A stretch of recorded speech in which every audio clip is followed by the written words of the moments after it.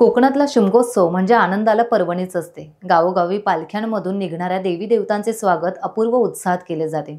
आज रत्नागिरी शहर पोलीस ठाणे येथे मिरजोळे येथील काळकोबा, कालिका आणि वाघजाई देवीच्या पालखीचे आगमन झाले। यावेळी पोलिसांनी पूजा आणि गाऱ्हाणे घालून मानाने पोलीस ठाण्याच्या समोर पालखी नाचवण्यात सहभाग घेतला। गेल्या अनेक वर्षांपासूनची परंपरा रत्नागिरी शहर पोलीस स्थानकाने पार पाडली।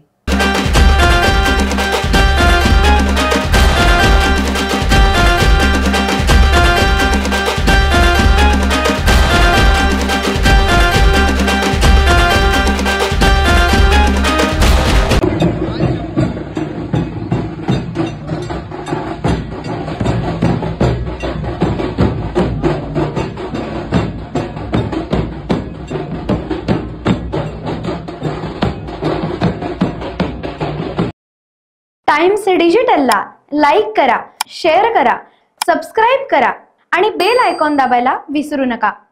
Times digital.